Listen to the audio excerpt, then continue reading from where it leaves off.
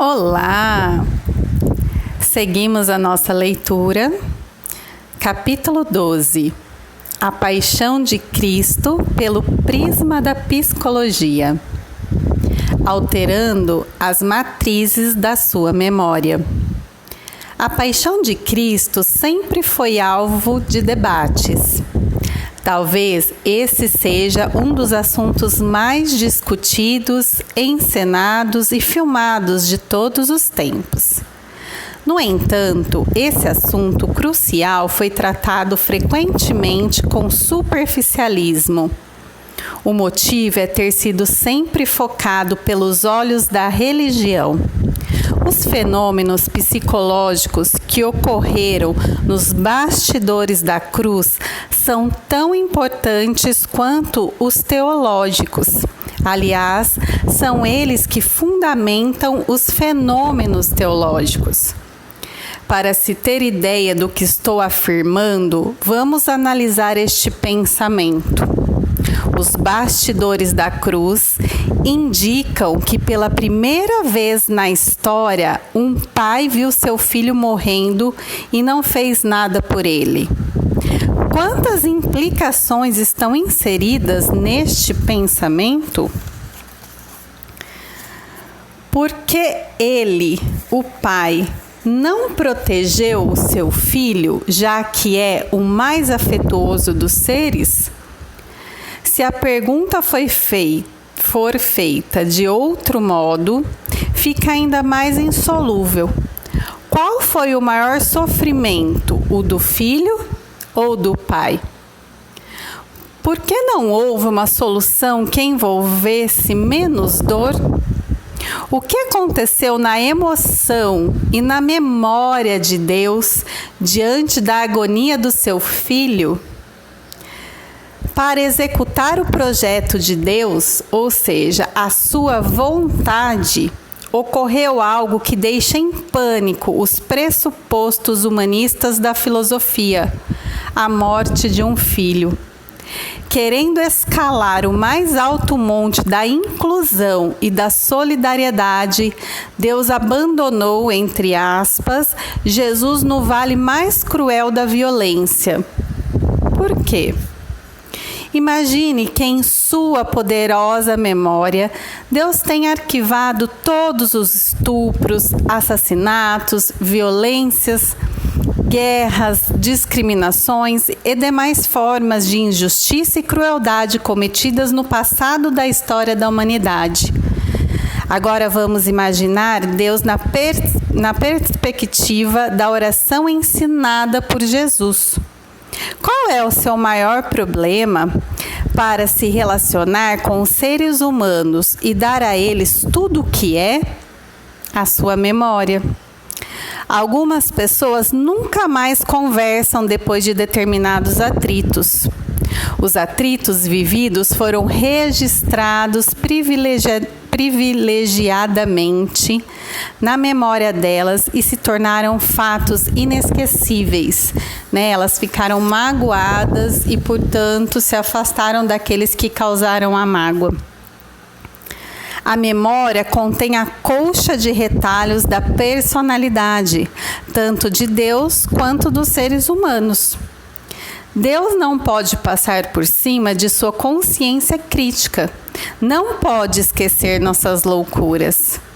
A sua memória é o seu grande problema. A crucificação foi muito mais do que um ato de compaixão, amor, doação, sacrifício. Ao que tudo indica, ela atuou como um turbilhão que invadiu a mente de Deus e entrou nos recônditos mais ocultos de sua memória. Antes de tocar neste complicado assunto, preciso tecer alguns comentários sobre a memória e o processo de construção de pensamentos para formar uma base para o meu raciocínio. Aqui entendamos, quando ele fala de Deus, entendamos como um todo o universo, Não entendamos Deus como um ser personificado, mas tudo o que é. Aí ele inicia um subtítulo: 2 dilemas humanos. O ser humano vive dois grandes dilemas ligados aos papéis da memória. Eles afetam diretamente o desenvolvimento da personalidade e o funcionamento global da mente. Primeiro dilema: o registro da memória é involuntário. Não depende da vontade consciente do eu, ou seja, da sua capacidade de decidir. Está além da nossa escolha querer gravar aquilo ou não, aquele acontecimento. Mas a gente pode ressignificar o que aquele acontecimento, né, significa para a gente, como que aquele acontecimento vai nos impactar daqui para frente. Segundo dilema: uma vez arquivadas, as experiências não podem mais ser deletadas. Isso nos diferencia de qualquer máquina inventada pelo ser humano. Não é possível evitar o registro nem deletar os arquivos, sejam eles conscientes ou inconscientes, a não ser que haja um trauma físico, um tumor ou uma degeneração cerebral que afete a memória, né? Mas nós conseguimos reciclar, né, o registro das experiências doentias, se a criticarmos através de um autodiálogo, de um autoexame, né, no exato momento em que as experimentamos. Eu não sei como funciona a memória de Deus, mas imagino que sua capacidade de registro seja incomparavelmente muito mais eficaz do que a nossa. Concluímos então que nossas mazelas entulham a memória de Deus. A leitura da memória é feita por territórios específicos ou janelas. Por essas janelas da memória, interpretamos o mundo, enxergamos os eventos da vida, né? Ou caixinhas, né? Como a gente fala, tá lá arquivado na caixinha, caixinha disso, caixinha daquilo, né?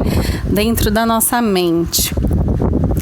Nosso desafio é abrir o máximo de janelas, né, ou de caixinhas para obter a maior quantidade de informações capazes de subsidiar a produção das melhores respostas. Os registros de experiências saudáveis, como elogios, apoios, compreensão, desafios, atitudes de tolerância, geram janelas light, que são territórios que iluminam o eu e expandem a arte de pensar. São aquelas caixinhas bonitinhas, como as de presente que a gente ganha, né? Por outro lado, os registros de experiências doentias, como medos, traumas, agressões, rejeições, perdas, geram janelas killer, que são as zonas de conflitos ou os traumas mesmo. É a ansiedade existente nessas janelas que bloqueia a leitura das demais janelas, aprisionando a arte de pensar. Então, formam aquelas caixinhas amassadas, feias, que a gente não quer olhar, não quer abrir. Mas daí, não abrindo, a gente perde a oportunidade de também abrir as outras, né? Se não podemos deletar a memória, somos então reféns do passado? De uma certa forma, sim. O passado sempre foi o nosso libertador, quando aprendemos com ele e crescemos. Ou o nosso carrasco, quando nos subjuga e escraviza. Podemos ficar livres das pessoas e dos problemas externos, mas jamais ficaremos livres de nós mesmos, da nossa história, dos nossos pensamentos. Deus pode ficar livre da sua história? Ele pode evitar os registros em sua memória dos nossos comportamentos maus ou deletá-los se quiser? Não sei. Mas se pudesse fazer isso num passe de mágica, não seria justo nem com ele mesmo, nem com as pessoas que foram violentadas, feridas, injustiçadas. Portanto, reafirmo, a memória de Deus é o seu grande problema, entre aspas, na relação com a humanidade. De acordo com a teoria da inteligência multifocal, não podemos evitar o registro nem deletá-lo, certo? O que fazer então para deixar de ser refém dos traumas do passado? Como superar os conflitos tecidos nas entranhas das janelas killer? Há 2 caminhos. Reeditar, reescrever, ressignificar, dar um novo sentido ao filme do inconsciente. Ou 2, construir janelas paralelas. Esses caminhos foram construídos, ainda que intuitivamente, na psicologia moderna por 2 grandes correntes teóricas: a psicanálise e as teorias comportamental-cognitivas, que é a TCC. Então, essas 2 vertentes da psicologia, nos dão esses caminhos alternativos para a gente poder se libertar do nosso passado, não deixar mais ser dominado por ele, que é ressignificar, olhar para aquilo com um novo olhar, ou se tiver muito pesado, difícil, doloroso, a gente abrir caixinhas paralelas e tirando aos pouquinhos e colocando lá dentro, por etapas, por assuntos, quando a gente não consegue olhar de uma vez. Então, a psicanálise e a teoria comportamental cognitiva veio nos ajudar. O que é reeditar, então, o filme do inconsciente? É sobrepor novas experiências ao locus das janelas killer. Essa é a especialidade das TCCs. Isso ocorre quando um terapeuta comportamental faz uma intervenção direta nos sintomas do paciente e ou o expõe aos estímulos estressantes. Ele faz reviver aquilo para dar um novo significado. Vamos usar essas informações para entender os fenômenos psicológicos envolvidos na crucificação de Jesus. Ao que parece, Deus, 19, 20 séculos antes da psicologia moderna, usou esses 2 caminhos para executar a sua vontade eterna, seu projeto de vida. Então, os 2 caminhos, ou reconstruir, ou criar novas janelas. Aí vem um segundo subtítulo: um clamor no jardim do Getsemane. Cerca de 9 a 12 horas antes de ser crucificado, Jesus se encontrava no jardim do Getsemane. Ele havia predito 4 vezes como morreria. Agora se preparava para a longa noite de escárnio, deboche e açoites, e em seguida para a crucificação. O mais tranquilo dos homens vivenciou o mais alto patamar da ansiedade, gerando uma reação depressiva, momentânea e intensa. Todas as células do seu corpo clamavam através dos sintomas psicossomáticos para que ele fugisse da cena, mas ele permanecia. Seu desejo? Fazer a vontade do Pai que estás no céu e colocar em prática o que ele mesmo ensinou na oração do Pai Nosso, Seja feita a tua vontade, Pai. Aqui fala um pouco dessa psicossomática. Nossa, mas em Jesus, sim.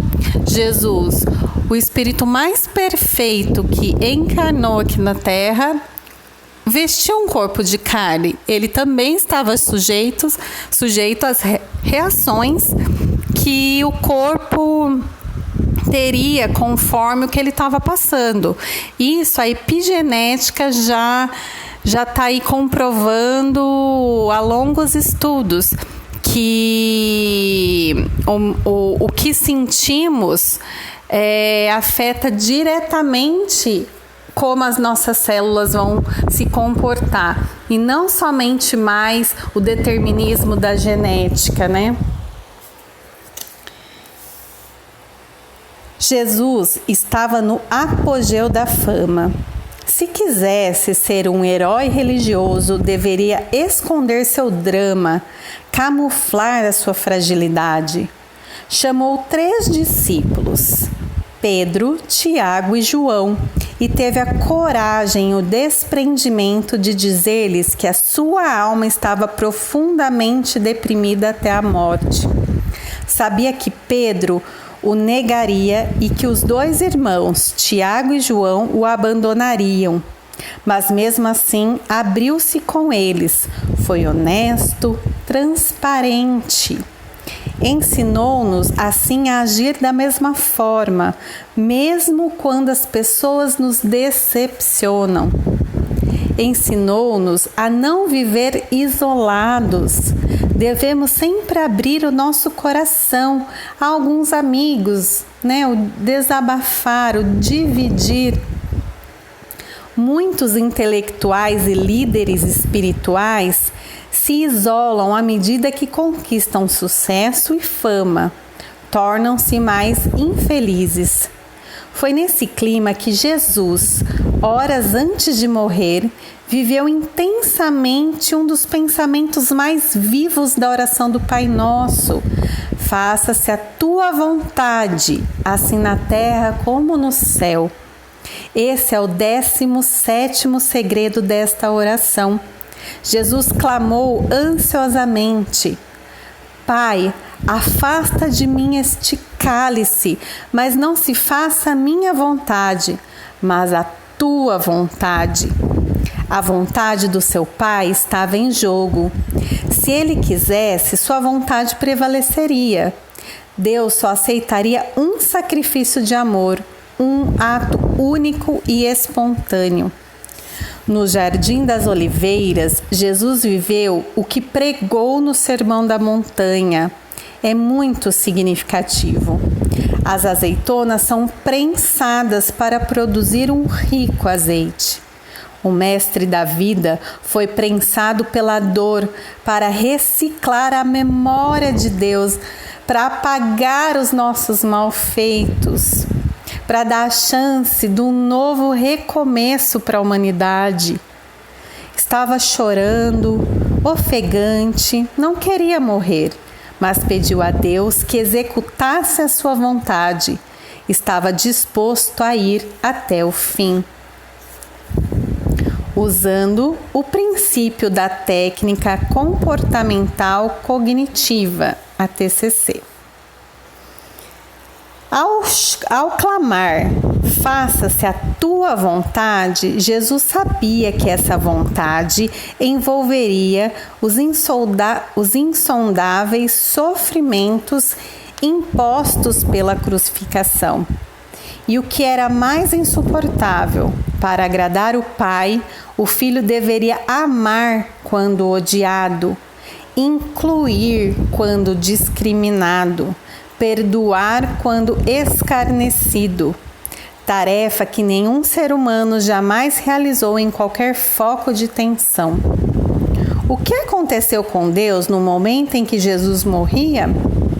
Que fenômenos atingiram a mente desse pai que o filho descreveu no alto de uma montanha? Novamente pergunto: quem mais sofreu? O filho que morria ou o pai que assistia? É difícil dizer. Nenhum pai ou mãe desejaria jamais, nem em pensamento, experimentar essa situação. Enquanto o filho morria fisicamente, o pai provavelmente morria emocionalmente. As 6 horas da crucificação foram mais longas do que toda a eternidade para o Deus onipresente. Durante a travessia nos vales áridos do sofrimento, Deus reeditou as matrizes de sua memória. Usou com a mais excelente maestria o princípio das teorias comportamental-cognitivas. Ele reescreveu. Enquanto seu filho morria, ele se expôs ao máximo os estímulos estressantes e viu passar em sua mente o filme contendo todos os erros, violências, falsidades, discriminações, agressões, ambições cometidos pela humanidade em todas as eras. Nunca um pai abandonou um filho num momento extremo, ainda mais um pai amoroso.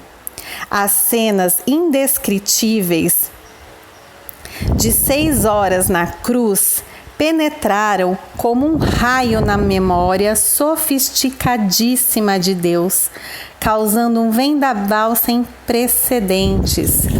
Foi inesquecível. O princípio da técnica analítica reescrevendo a memória de Deus. Quando Jesus estava no ápice da dor física e emocional, na primeira hora da crucificação, aparentemente o Pai não suportou seu sofrimento, iria intervir e resgatá-lo. Quando Deus parecia prestes a intervir, Jesus, num esforço sobre-humano, clamou: Pai, perdoa-os, porque eles não sabem o que fazem. E ainda a gente segue quase sem saber ainda, né? Esta frase possui uma força incalculável. Provavelmente foi a primeira vez na história que um ser humano mutilado e esmagado pelo sofrimento conseguiu abrir as janelas da memória, construir pensamentos com maestria e se preocupar com as pessoas que o torturavam. Do ponto de vista psiquiátrico, quando alguém está ferido, o homo bios, o lado animal, ou instintivo, prevalece sobre o homo sapiens, Nosso instinto é nos preservar, revidar, fugir, lutar. Não devemos esperar uma resposta inteligente de alguém ferido física ou emocionalmente. Seria compreensível que Jesus reagisse com intensa irritação, violência e ódio contra os seus inimigos. Não havia nenhuma condição intelectual para raciocinar quando estava cravado na cruz, muito menos para entender, desculpar e incluir os seus carrascos. Mas, esfacelando os parâmetros da lógica psicológica, ele os defendeu diante de Deus. Enquanto vivia o drama do Calvário, ele mergulhou dentro de si e gerou o mais elevado autoconhecimento já atingido em situações de estresse. Ele sabia o que queria. Sua morte não foi um suicídio. Jesus cumpria um mapa da oração do Pai Nosso. Sob o olhar da psicologia, foi nesse momento, penso eu, que se produziu uma janela memorável na mente de Deus. Foi aí que um ser humano assumiu a plena forma do Cordeiro de Deus. A partir desse acontecimento, toda vez que um ser humano erra e se aproxima de Deus, ou seja, ele erra e se arrepende, seja qual for a maneira de aproximação, suas falhas são compreendidas e perdoadas. Se ele perdoou os torturadores do seu filho, quem pode escapar da grandeza do seu amor? O pai e o filho viveram o ápice da compaixão num momento em que qualquer ato solidário parecia inimaginável. percorreram as avenidas dos seus próprios seres e, ao mesmo tempo, se colocaram no lugar dos humanos e se compadeceram de cada um deles num contexto em que era impossível pensar nos outros, apenas em si mesmos. Até hoje a gente tem dificuldade de entender a grandeza de Deus, a grandeza desse mestre amado Jesus. Imagine naquela época, amaram quem os odiou, abraçaram os que lhes deram as costas, beijaram quem lhes cuspiu no rosto. Foram livres e fortes, pois só os fortes são capazes de dar a outra face. Só os livres têm um romance com a vida e são apaixonados pela humanidade.